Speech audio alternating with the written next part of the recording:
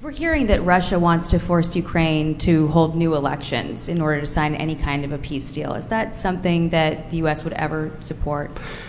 Well, we have a situation where we haven't had elections in Ukraine, where we have martial law, or essentially martial law in Ukraine, where the leader in Ukraine, I mean, I hate to say it, but he's down at 4% approval rating, and where a country has been blown to smithereens. You got most of the cities are laying on their sides. The buildings are collapsed. It looks like a massive demolition site. So many of the cities. I mean, they haven't done it in Kiev because I guess they don't want to shoot too many rockets in there. They've done it 20%, but they haven't done it 100%. If they wanted to do it 100%, it would probably happen very quickly. But you have cities that are absolutely decimated.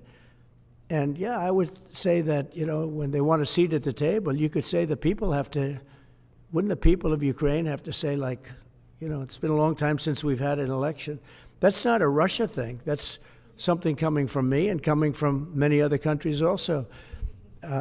Ukraine is being just wiped out. Look at what's happening to the cities. There are cities, there's not even a building standing. It's a massive, you talk about Gaza. I mean, it's literally, these cities look like Gaza. Actually, many have, percentage-wise, more buildings knocked down than in Gaza. So, people are tired of it. People want to see something happen.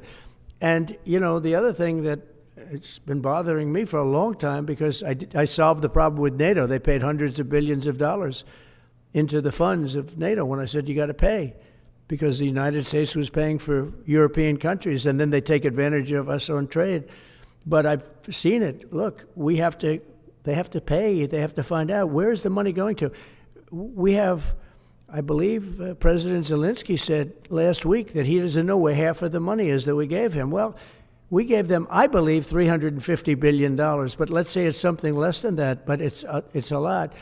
And we have to equalize with Europe, because Europe has given a very much smaller percentage than that. I think Europe has given $100 billion, and we've given, let's say, 300 plus, and it's more important for them than it is for us. We have an ocean in between, and they don't.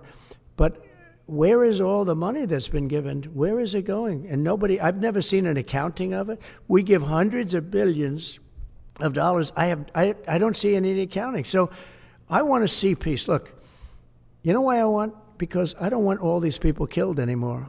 I'm looking at people that are being killed, and they're Russian and Ukrainian people, but they're people. Doesn't matter where they're from on the whole planet.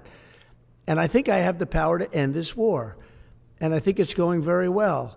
But today I heard, we weren't invited. Well, you've been there for 3 years. You should have ended it 3 years. You should have never started it. You could have made a deal. I could have made a deal for Ukraine that would have given them almost all of the land, everything, almost all of the land, and no people would have been killed, and no city would have been demolished, and not one dome would have been knocked down. But they chose not to do it that way. And President Biden, in all fairness, he doesn't have a clue. He was so bad for this. He was so bad, so pathetic, so sad. But with all of that being said, look, it is what it is. When I left, there was no chance that this could have happened. But it happened because we had incompetent leadership at many different levels. But when you see what's taken place in Ukraine with millions of people killed, including the soldiers, millions of people killed, a big percentage of their cities knocked down to the ground. I don't know how anybody even lives there. When they say they took a poll and Zelensky's at 4%, who's living there? It's hard to believe that people live there. Their cities are being knocked down, and this is something that would have never happened. And by the way, for 4 years, it didn't happen. It was never going to happen. Go ahead. One follow-up question. How would you counter the perception, because Russia's pushing for this, obviously, they don't really hold true elections, that would be a capitulation of some sort? How would you guard against potentially Russia installing a puppet government? And then finally, how would that new election have an impact on getting Zelensky to sign the rare earth minerals deal?